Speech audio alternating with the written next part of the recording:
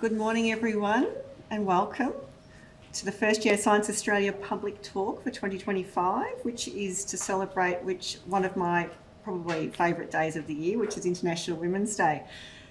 Before I start, though, can I acknowledge the traditional owners of the lands we're all meeting on today and their enduring connection to our land, sky and waters.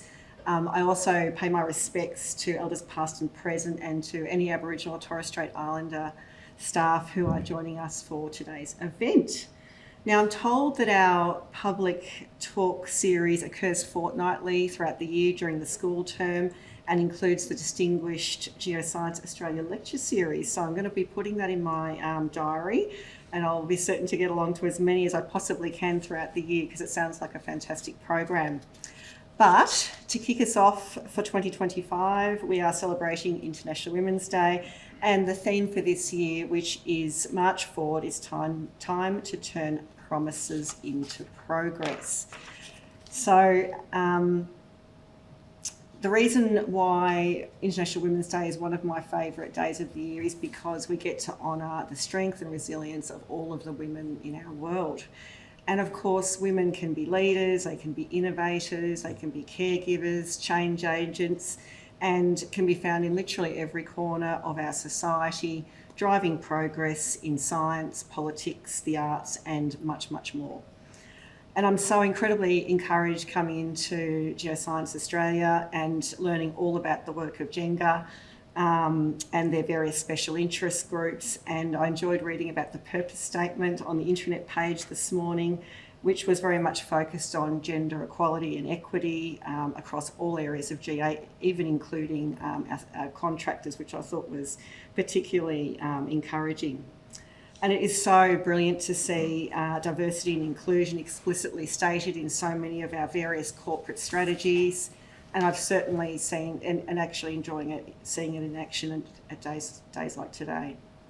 So while, of course, we celebrate all of that great work, and I think Andrew is going to reflect on his reflections and experiences over his career at GA and the progress that has been made, but we must also recognise that there's always more that we can do, and it's really important to recognise that gender equality doesn't just bring benefits for women, it brings benefits for everyone. And that's very, very important to focus on. Countless studies have shown that people in more diverse and inclusive workplaces don't just feel better, they're more productive. And of course, all of that goes to organisational performance, which is, the ultimate goal. So I know from my own perspective, I certainly grew up in a time where I believed that women could do anything. It was a time of equality, and I've been incredibly fortunate over my long career to work for some incredibly progressive organisations and some very progressive leaders. But I will say there have been many times when I felt like society wasn't quite keeping up with my postmodern feminist ideals, and I think it was fair to say, although women of my era felt that we could have it all, it was only as long as we were willing to do it all. And that played out in so many ways. Back then, early in my career, our workplaces didn't make room for us to thrive. We had to adapt our whole lives to work. And by contrast, today, in this sort of post-COVID era, we have the option to shape our workplace around to suit our needs and to still get the job done, but to also recognise that looks and feels different for everyone. And isn't that a wonderful silver lining to the transformations that came from the COVID era? So I'm really looking forward to hearing the stories from our leaders on their insights on gender equality and what has made a positive impact for them. And I'm very honoured on that note to introduce our first speaker, Dr. Andrew Heap. So I know Andrew's well known to all of you. He is, of course, the Chief of Minerals, Energy and the Groundwater Division and Geoscience Australia's Gender Equity Executive Champion. And I know he's a proud supporter of diversity in GA, and I'm really looking forward to experiencing his presentation. So welcome, Andrew. Thank you.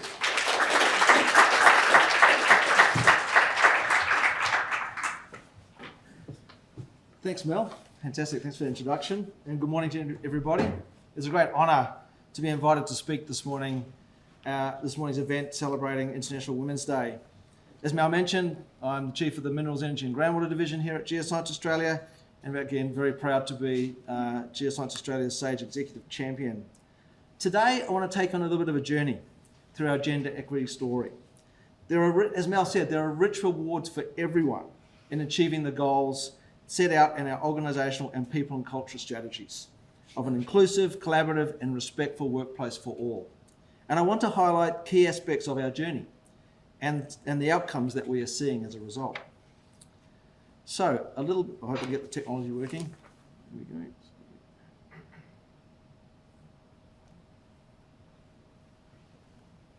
Good, here we go. So, a little bit about how we got here today.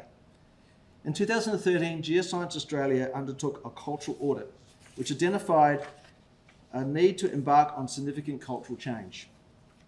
The audit findings demonstrated that women faced the greatest challenges to participate and progress at work. Some of the key challenges identified included male stereotyping. Women told us decisions about work allocation and development opportunities were influenced by informal and subjective assessments, often lacking transparency and informed by unconsciously held preferences that favoured men. Lack of mentoring. Women were looking for someone to guide, advocate and champion their contributions. Lack of confidence and self-belief. Women's skills and experiences and capabilities were likely to be discounted, which made them feel less likely to be perceived as having expertise required for promotion. Exclusion from informal networks, where unintentional advantage, male stereotyping and unconscious bias can be perpetuated and unchallenged. Commitment to family. Women were assumed to be less interested and less reliable than less committed to their careers because of their family commitments. Now, if I just reflect on those outcomes, very confronting. And it made me very uncomfortable of being a person inside an organisation where these sorts of cultural norms were seen as okay. I knew this was not right, and I decided to take action to effect positive change for the organisation. For me, it wasn't just about doing the moral right thing. I also recognised for everybody in the organisation to succeed, the organisation itself had to be successful and draw on the best available talent. And we certainly weren't doing that. So there was an innate compulsion inside me to lead positive change that drove me to be the executive champion for SAGE. And there's a saying that you can't be what you can't see. And often it's in the context of women mentoring and leadership. But it's also, I believe, applies equally to men. You can't be what you can't see, and which is why I decided to stand up and make a positive difference for this organisation and be a male leader in that cause. So given these confronting findings, we instigated the Inclusive Culture Program in 2014. The aim of the program was to create a culture where everyone has equal opportunity to contribute, participate and progress. For the first time, we had a concerted effort aimed at reducing and removing barriers for the full participation of staff, but particularly for women.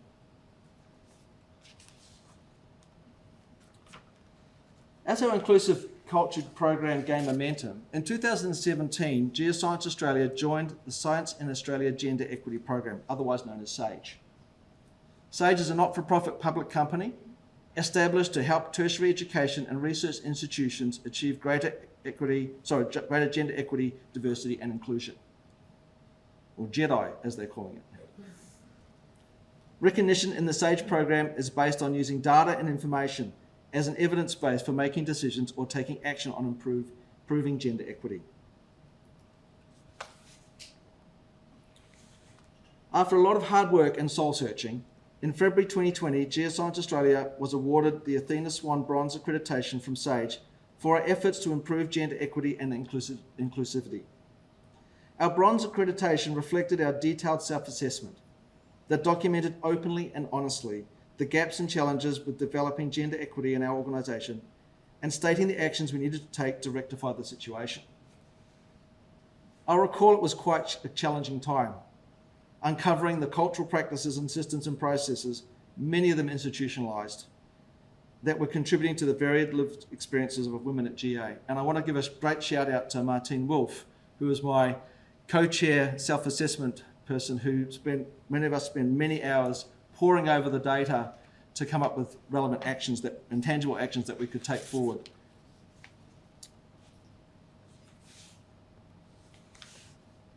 Given this initial position, we've definitely turned a corner. And while we're still on a journey with our gender equity, diversity and inclusion Jedi journey, we are making excellent progress.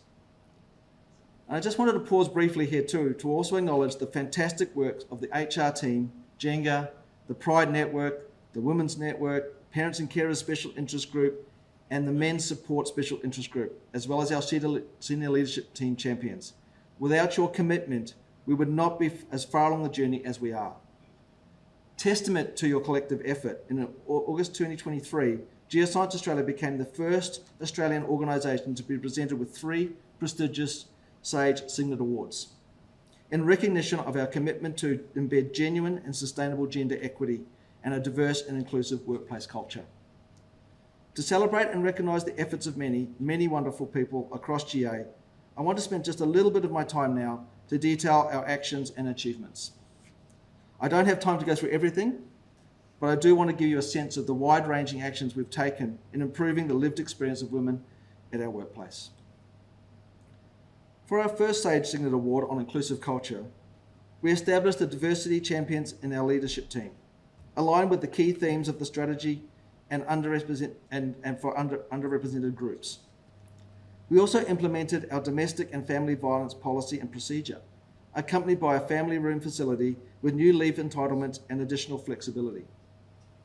And our mental health strategy, accompanied by our model of care and capability-based mental health and wellbeing training. We also strengthened partnerships and networks with Pride and Diversity and the Australian Network on Disability, in addition to our existing connections and memberships with SAGE and the Champions of Change Coalition. For our second SAGE Signet Award on Everyday Sexism and Sexual Harassment, we implemented a new sexism and sexual harassment policy and procedure to clearly outline our zero tolerance stance and accompanying support options, both internal and external, compliant handling processes and avenues to report anonymously. This included reviewing the Respect at Work Sexual Harassment National Inquiry Report of 2020 to look for opportunities to improve our reporting and management of everyday sexism and sexual harassment. We've also implemented mandatory e-learning to provide training on how to identify, prevent, and support people experiencing everyday sexism and sexual harassment in the workplace. And we've updated our performance management framework to incorporate mandatory performance-related goals and deliverables to prevent everyday sexism, sexual harassment, and discrimination in our workplace. For our third SAGE Signet Award on flexible work actions, we included refreshing our flexible work procedure to provide greater awareness of the benefits, including incorporating flexible working requests into performance development plans, providing a range of flexibility and paid leave entitlements for people returning to post-parental leave, including developing a workplace breastfeeding procedure checklist for managers, specifying a broader suite of suitable examples for paid and unpaid miscellaneous leave, including for endometriosis, menopause, infertility, gender affirmation and reassignment. Incorporating into our enterprise agreement the provision of 6 weeks paid parental leave for supporting parents regardless of gender, in addition to entitlements under the National Employment Standards. And we've also been instigating full-time superannuation benefits for employees accessing a period of paid or unpaid maternity and parental leave. We also recently received our fourth SAGE Signet Award on supporting gender equity through improved talent attraction. And actions under that award include increasing women's visibility through media, industry events, public talks, and external communications, achieving a 40-40-20 gender ratio in key events and platforms. Enhancing recruitment inclusivity by using a gender decoder tool, ensuring gender-balanced selection panels and updated recruitment policies to address unconscious bias, with plans to introduce blind reviews. And also creating an employee value proposition, showcasing inclusive career pathways, including a video of featuring women's experiences. So are we making a difference? Well, let's look at some numbers. So in 2019, women's reputation in our senior leadership team has doubled from 25% to 50%. And for the first time, In Geoscience Australia's and its predecessors' history, we have recently welcomed our first female CEO in Mel. Yay! Over that same period, we have also seen an increase for women in STEM roles in the science divisions from 31 to 37.8%. In 2024, Geoscience Australia's gender pay gap, that is, where male employees are paid more than female employees, has been calculated as 8.1%. This is down from 9.6% in 2023, so a change of 1.5% over 12 months. We've made great strides, but our journey is far from over. So what's next? Our priority areas of action over the next few years include continuing to build our inclusive culture capability, continue to improve gender equity, diversity and inclusion. We remain committed to advancing Geoscience Australia's gender equity, diversity and inclusion goals. We are focused on our SAGE Silver accreditation to support us in breaking down systemic barriers and embedding our strategies for lasting change. We have achieved so much in terms of the actions supporting gender equity at Geoscience Australia, demonstrating the positive impact of our sustained effort to improve our culture. We should all be proud of what we've accomplished in just a few short years. I know I am. So while this is a celebration, it's also a call from me to everyone at Geoscience Australia community to help drive our gender equity journey and strive to be better. Ultimately, as we look to the future, this is about being the organisation we want to be, and together creating an environment where everyone can thrive no matter what their gender. Just before I conclude, I'd like to draw your attention to our Enterprise Assistance Program and on-point pages on our internet. This month's wellbeing focuses on inclusivity with a special emphasis on International Women's Day. During the month of March, our EAP have some great health and wellbeing resources for you to access, and I encourage you to take advantage of those. I'd now like to ask you to join me in welcoming Jami Zannat to the stage.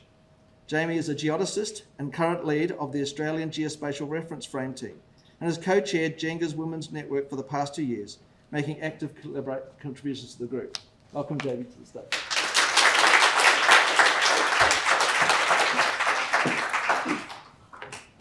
Yeah, thank you. Thanks, Nazrin. It's an absolute honor for me to stand here today on International Women's Day, a day that recognizes the achievements, resilience, and strength of women all around the world. Today, I want to take a moment for self-reflection, to look back on my own journey and the lessons I have learned along the way. Everyone's journey is different, shaped by unexpected turns. When I first came to Australia to pursue my PhD, staying here permanently wasn't on my mind. My focus was clear: complete my research, submit my thesis, and return back to my home country. But life had different plans, and I stayed. Just as I was about to start my professional career at Geoscience Australia, I found out I was pregnant. It was my first week in the office, and I was still working on my thesis feedback. I just panicked. A new job, a tough pregnancy, and no family around to support me. At that time, flexible working wasn't as common as it today. Remote work wasn't the norm, but my supervisors, both men, supported me. They let me work from home, stay late when needed, and focus on my health and well-being. There were days when I struggled. The morning felt impossible, and when I had to rush to the hospital because I couldn't feel my baby's movement. My supervisor's understanding, support, and willingness to adapt made all the differences. This experience reinforced an important lesson. Gender equity isn't just about women supporting women. It's about everyone playing a role. Male champions of change can be powerful allies in driving meaningful progress. Because when men actively support women in the workplace, they help unlock their potential and create an environment where everyone can succeed. This experience made me realize something important. So many women face these challenges, especially migrant women, but really women in general. And without the right support, many are forced to take a heartbreaking decision to leave their careers. How many talented, skilled women have we lost from the workforce because it simply became too hard, because they didn't have a supportive supervisor, understanding colleagues, or workplace policies that recognize their needs. After my baby was born, I faced new challenges. Sending my child to the childcare next to the office was a game changer. It meant I could be there when my baby needed me, while still continuing my work. And having a lactation-friendly parents' room in our office allowed me to pump and store milk, making it possible to balance work and motherhood. When I didn't have enough paid leave, HR stepped me to help me organize my time. They worked with my supervisor to find a way to balance my responsibilities while still making sure I could care for my child. This is the kind of support that keeps women in the workforce. And this is what we, as a community, as workplaces, as leaders, need to provide. If women, migrant women, mothers, caregivers receive the right support, they didn't have to leave. They can stay, they can contribute, they can thrive. Through this journey, I realized something else. I wanted to give back. I wanted to be the part of the change, to create a workplace that everyone feels supported and safe, where they don't have to choose between their careers and their personal lives. That's why for the last 2 years, I have been working as a co-chair of this group, where the network discusses on women health issues that affect their work life and has impact on their well-being, and how we can improve our policies in order to address those issues. I firmly believe when we lift each other up, we all move forward. So today, on International Women's Day, I encourage all of us to reflect on the ways we can support, uplift, and empower people around us. Because when we do, we just doesn't help individuals, we build a stronger, more inclusive workforce for everyone. Happy International Women's Day.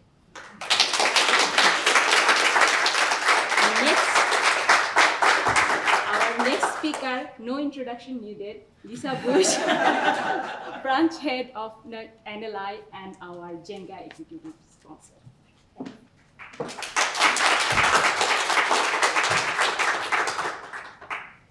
I just wanted to say thank you to Jami for for sharing such a beautiful story. And I know it's quite often hard to be able to, it takes a lot of courage to get up here and tell you your personal story. So thank you, Jami. And also I'd like to say thank you to the GENGA Women's Network in particular. So Jami and Nazreen for your incredible work alongside, I know, Robin, you've been helping with this, and the OCS staff for Louise and Verity, and pulling this all together to take a moment to think about what we can do as individuals and a team, as an organisation, to better support all of our employees. So thank you. All right, so today I've been asked to focus on a part of my career, and I have chosen the early part of my career, which some of you may know a little bit and some of you may not. So I started off in the Australian Army a very long time ago, and we're going to talk about that in a moment, but unsurprisingly, I am female, and it's a very male-dominated environment, and certainly much more so over a quarter of a century ago, which is some scary timelines. Why am I talking about it? I guess part of it is it's such a profound period of time of learning for me. Part of it is because I think some of the reflections will potentially resonate not only with the females in the audience, but also the males and non-binary people as well. It's not just reflections for females. And also because I keep coming back to these reflections over and over again in my career. And right now, as the branch head of National Location Information Branch, I come back to these reflections of this early time in my career. But before we step into it, first of all, I just want to say that they're my own thoughts. They don't represent anyone else's thoughts, and certainly no organisational thoughts. And I just want to say that we're going to skate over a couple of really big issues really quickly, and they include harassment, bullying, and also deaths. So if you don't feel like you're up for that conversation, there's no shame in bowing out. So very, very skate over, but I just wanted to put it out there. And I've included pictures because hopefully it's more entertaining for you, and it's definitely more embarrassing for me. All right. So for those of you in the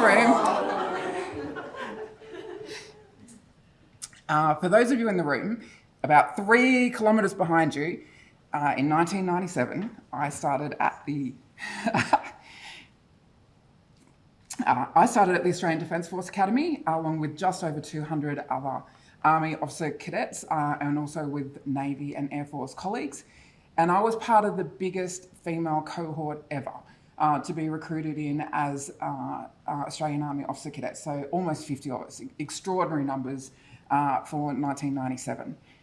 Over the next 3 years, we did a undergraduate university degree, and also a serious amount of military training. So when everyone else was on holidays, we were outfield doing all sorts of fun and exciting things. However, that 50 people by third class, so our third year there, had dwindled down to 24. And then you can do some spotting. There's some grainy photos along the way. And then at the end of those 3 years, we literally went across the hill to the Royal Military College, where we did a year of intensive Army officer training. And we joined a cohort of officer cadets or staff cadets that had come direct entry, so they hadn't done the university degree. And there was another 8 females in that group, so almost 50 plus 8. And then we graduated with 19 females out of 4 years. So there's an attrition rate of just over 75% compared to just under 5% for our male colleagues. This here is a photo at the end of 2000. It's very blurry, I know, but the key point I want to tell you here, there is less than 30 females in that photo. And so why was this massive attrition rate? And I think there's lots of reasons, and it does include, in my personal opinion, a whole range of systematic bullying and harassment. But I also think that there is a piece here about the continual demand to conform to the organisational norm. And that norm was based on an Anglo-white male. And so it just didn't always work. The good news is that I was one of 10 people to be selected to go back to the Defence Academy and do a research thesis. So I spent almost a year running around, measuring gullies, talking to farmers, having a great old time. Also was research assistant for PhD students such as Orca's own Rachel Nansen. And I had a lot of time to think, which I am so thankful for now. So what happened after that is I got sent up to Darwin. So this is a picture of the 1st Brigade mechanised deployed focus in Darwin. And I marched into, I was the logistics officer and the second in command for the support squadron of the 1st Combat Support Regiment. It meant that I had caterers, probably a 50-50 split of male to female. I had medics, all male. I had the entire logistics capability, which was probably 25% female. I had the truckies, which were about 25% female. And then for a time, I had the armoured vehicle team of crew commanders and drivers, which was 100% male. And I kid you not, had very rarely even seen a woman in uniform, but much less be commanded by one. There was definitely other, this is a picture of the officers in 1CSR. There certainly was other females there, but not in my space. So the 250 people that was in my squadron, I was the only female officer. It was very rare for us actually to be all together. So I was very used to be the only female in the room on many occasions. In terms of my staffing, I had a massive range.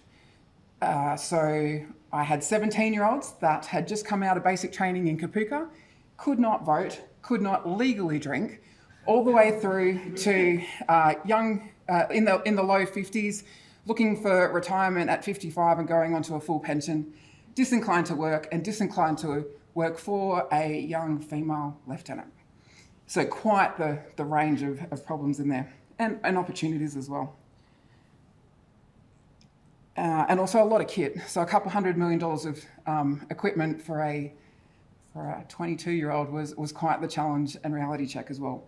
What I was really privileged for was that I was given the whole remit of that authority. So rather than, you're responsible for these people and this equipment, but actually be directed what to do, I was supported and I was given the full remit to be able to make decisions in an informed and supported way, which has been a key element of, I would say, my success moving forward. So from there,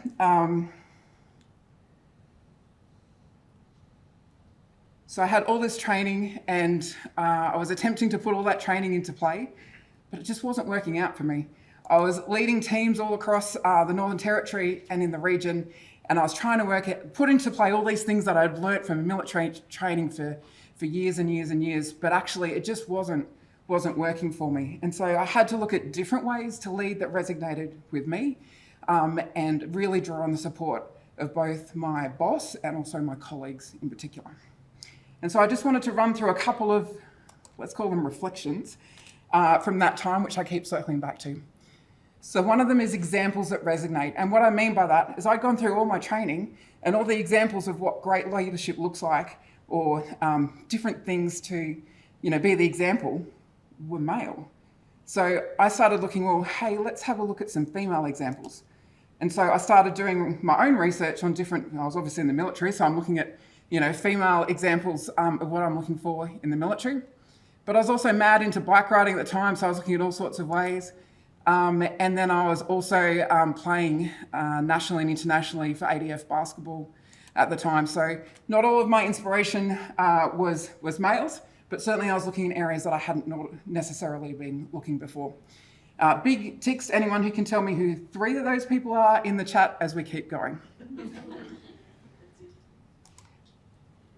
It became very clear to me that leadership is at all levels and not just in leadership positions. And in fact, the people who have had the most profound influence on me have been people that have led when they're not in leadership positions. People who are able to call bad behaviour, people who are able to lead by example, people who are able to shape the environment that we actually wanted to live in and not necessarily in a position of power to do it. I also really learnt that for me, I needed to lead the way that I wanted to be led. And for me, that really meant with courage, and physical courage is part of it, but it was that emotional courage, that moral courage it's the difficult one. And for me, something that really challenged me, and certainly what I was looking for in my leaders. With empathy and with authenticity, something that is true to you. So for me, the way that I had learnt to be a leader through all those years of training just didn't resonate with me. So I had to find a way that was authentic to me. In the words of Steve Hill, I'd say, I think he says true to yourself. That's his words, something similar like that. This was a really challenging one and continues to be for me. I am inherently a people pleaser. I don't like conflict and I want people to be happy. I want people to like what I do, but leadership doesn't equal being liked. And so I had to really, I aimed not to want to please people, but I've been unsuccessful in that. What I have had to do is learn to be comfortable with the feelings of being uncomfortable about these decisions and these actions are the right decisions and the right actions, but it's going to mean that people aren't necessarily going to like you, and come to terms with that, which was really, really challenging, as a 22-year-old, and I've got to say it still challenges me now. Likewise, liked doesn't equal respected, and it's really important, I think, that we understand that nuance. No, I'm not saying that these are mutually exclusive. I'm just saying they're not synonymous, and we need to be aware of that. I made lots of mistakes, and I continue to make lots of mistakes. I think, but particularly during this period, really important to listen to a whole range of different people, to learn and to continue to improve always. Encourage that with whoever you're working with, but importantly, fess up. If you're stuffed up, then own it. And if you have stuffed up, own it for them, because in the end, you lead that team. But it takes a bit of courage to own up to your mistakes along the way. Jami, you talked about the importance of support, and I absolutely concur. So support from my immediate boss, support from across my, at the time, lieutenant colleagues, absolutely critical in me just going, I'm not going back to work tomorrow. So critically important, and likewise I've, from that time in particular, really tried to make an effort to support a whole range, everyone really, but particular focus areas to be able to help everyone be the best version of themselves, because I know what it's like being on the other side. And I guess coming to realise that being different doesn't necessarily mean bad. Being different can actually be the thing that may be needed, whether that's known or not. It may actually be the accelerator or the linchpin or the thing that the organisation or the team or whatever it is actually needs to achieve its organisational outcome or its mission or whatever it is. So as I said, I've had to circle back around on these reflections multiple times. One of those times is the death of my staff, like my immediate team, and I've really had to reflect on that at that time. Deploying overseas in a couple of different scenarios. As some of you know, I had a fairly significant injury and spent 2 years in and out of hospital, and for a year of that, I didn't know if I'd ever walk again. And similar to you, Jami, coming back to work, or trying to come back to work with one young child and then another young child, but the mechanisms that are talked about are not necessarily there for someone at the medium to senior level of leadership in the Australian Army. Very, very tricky.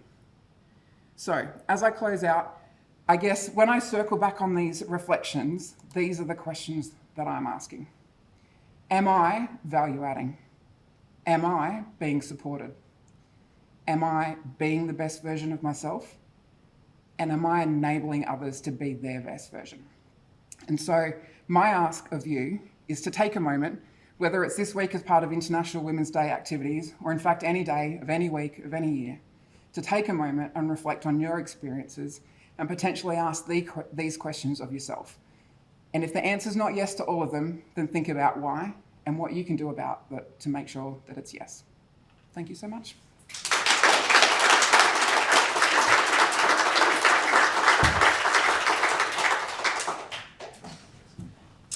Wow, weren't they the most amazing stories? And thank you for so bravely sharing those experiences, Lisa and Jami, both incredibly different but so incredibly rich, and so many learnings and insights for all of us. So yeah, that really is a gift. So thank you. And thank you also to Andrew for just sharing the incredible story that GA has been on, the incredible progress that's been made, but obviously still the journey that we need to continue.